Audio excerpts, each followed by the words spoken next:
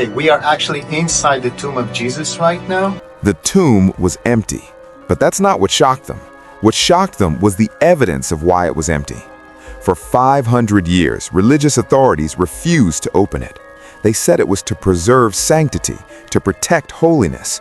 But when archaeologists finally broke the seal on October 26, 2016, they discovered something the church had been protecting. They found no body, no bones, no remains. In any other ancient tomb, that would mean grave robbery, desecration, removal. But what they found instead, physical evidence that explained exactly why the body was missing. Scientific data, geological proof, forensic evidence that something supernatural occurred in that tomb 2,000 years ago. The absence of remains wasn't a mystery, it was proof. And when you see what they actually found in that empty tomb, you'll understand why the resurrection isn't just faith, it's documented reality. October 28, 2016, 11:47 p.m. After 52 hours of continuous excavation, the lead archaeologist stopped moving. His hands froze over the exposed limestone burial shelf. His face went pale. Dr. Frederick Hebert had excavated hundreds of ancient tombs. He knew what to expect when opening a 2,000-year-old burial site. Bones. Always bones. Even in looted tombs, you find skeletal fragments, bone dust, calcium deposits, DNA residue. But this tomb had none. "There's nothing here," he whispered. "No remains, no bone fragments, nothing." His assistant looked confused. "Grave robbers?" "No," Dr. Hebert shook his head. "Grave robbers take valuables, they leave bodies. This is different." Because while there was no body, there was evidence. Physical, measurable, scientific evidence that explained exactly what happened to the body that had been placed there. The limestone burial bench, the original rock shelf where Christ's body was laid, showed signs of molecular alteration. Not erosion, not age, not environmental damage, radiation-induced alteration. Dr. Antonia Moropoulou, the lead scientist, immediately ordered thermoluminescence testing. This technology measures when crystalline materials were last exposed to intense energy or radiation. The results came back within 36 hours. The limestone shelf had been exposed to an enormous burst of energy approximately 2,000 years ago. Not gradual heat, not fire damage from the church's multiple destructions, a single, instantaneous energy discharge. This is consistent with high-intensity radiation exposure, Dr. Moropoulou reported. But the pattern is remarkable. It radiates outward from the exact body position, as if the source was lying on the stone when the energy released. She paused, clearly grasping the implication. As if something exploded from inside the body. The team exchanged glances. No body, but evidence of massive energy release from where the body had been. "Run it again," Dr. Hebert ordered. "Test the cave walls, test everything." When they examined the surrounding rot-cut cave chamber, the original 1st century tomb walls, they found more evidence. Scorch marks embedded inside the limestone. Not surface burns, not from candles or fires. These marks were within the crystalline structure of the rock itself. Geological spectroscopy confirmed. These marks dated to the 1st century AD, the same time as Christ's crucifixion. Dr. Hebert later testified, the energy required to alter limestone at a molecular level and penetrate several centimeters into solid rock. We're talking about something equivalent to a radiological burst. But there was no heat damage, no combustion residue, just transformation. Then came the discovery that sealed everything. Under UV light examination of the burial shelf, they found something impossible to explain naturally.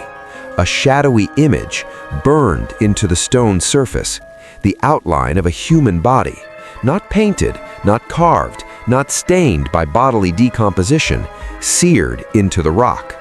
The image showed clear outline of a head and face, shoulders and torso, arms positioned across the body, exact proportions of an adult male, approximately 5'10" inches. Detail levels suggesting the body had been wrapped in cloth when the image formed. Spectrographic analysis revealed the image was caused by dehydration and oxidation of the limestone surface. Translation: intense radiation had chemically altered the rock. This is identical to the mechanism that created the Shroud of Turin image, Dr. Paolo Di Lazzaro, Italian physicist and radiation expert, noted. Except this is on stone. To create this effect requires a massive burst of vacuum ultraviolet radiation, essentially a burst equivalent to nuclear-level energy, but without the thermal destruction. He let that sink in. There's no natural process and no ancient technology that could create this effect. The only thing that could produce this effect is transformation of matter itself. The body was there.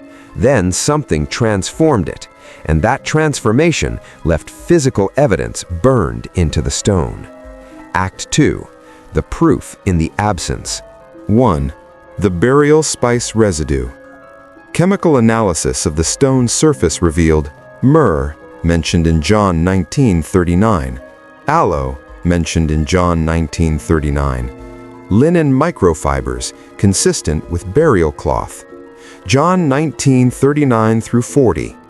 Nicodemus came, bringing a mixture of myrrh and aloes, about 100 pounds weight. So they took the body of Jesus and bound it in linen wrappings with the spices. The burial happened exactly as described. But there's more. The myrrh showed no breakdown compounds. When myrrh contacts decomposing flesh, it creates specific chemical signatures. Those signatures were absent. The body had been wrapped in spices, but it never decomposed. 2. The collapse pattern. Here's something stunning the team discovered. The linen fiber residue on the stone wasn't scattered like you'd see if someone had unwrapped a body. It was in a collapsed position, as if the burial cloths had been lying on a body and the body simply vanished, causing the cloths to collapse flat. The fiber distribution pattern is consistent with gravitational collapse, reported the forensic team. As if the body had been removed from inside the wrappings without disturbing them. Exactly what John 20:6-7 describes. The cloths lying there, undisturbed, but empty. 3. The stone door evidence. Outside the tomb, cut into the bedrock, they found the groove where the massive rolling stone had moved. But the groove showed something extraordinary.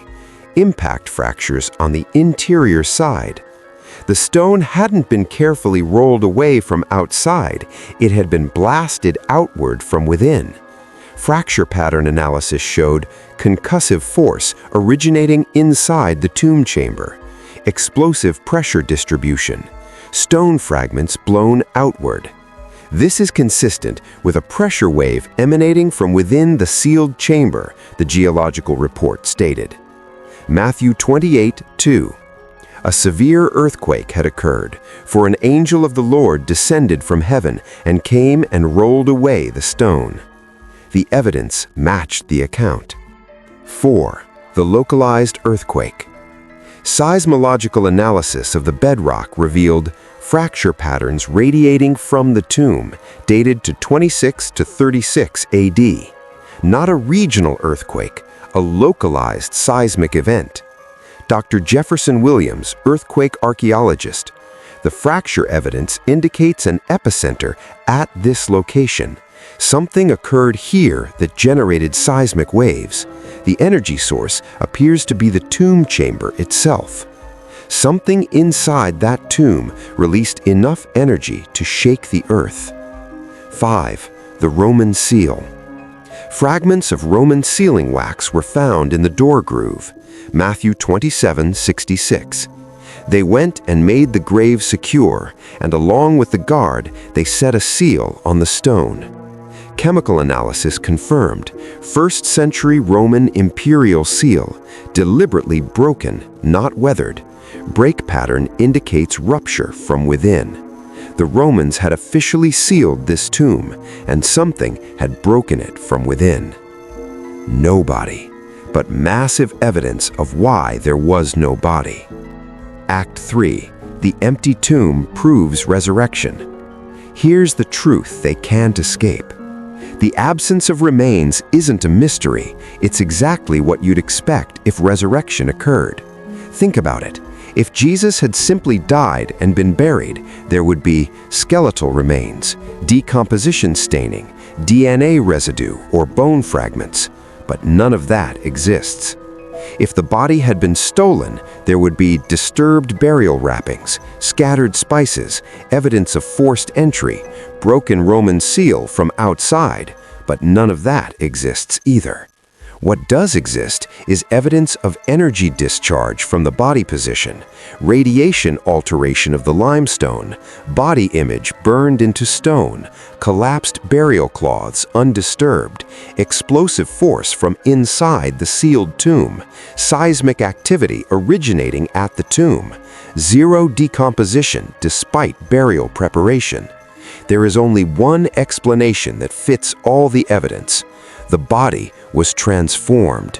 Matter converted to glorified form. Physical flesh became incorruptible. Resurrection. Dr. Paulo de Lazaro stated it plainly. The evidence pattern is consistent with instantaneous dematerialization accompanied by intense energy release. In physics terms, this suggests matter to energy conversion at the subatomic level. The body didn't leave the tomb in conventional terms. It transformed while still inside. 1 Corinthians 15:42-44. So also is the resurrection of the dead. It is sown a perishable body. It is raised an imperishable body. It is sown a natural body. It is raised a spiritual body. The scientific evidence matches the biblical description exactly. After the findings were compiled, National Geographic prepared a comprehensive documentary, but before release, church officials requested review. Certain conclusions were softened. The radiation evidence, mentioned briefly as unusual mineral deposits.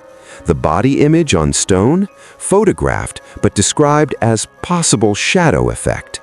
The energy burst analysis, buried in technical appendices. Why the caution? Because this evidence doesn't require faith, it demonstrates physical reality.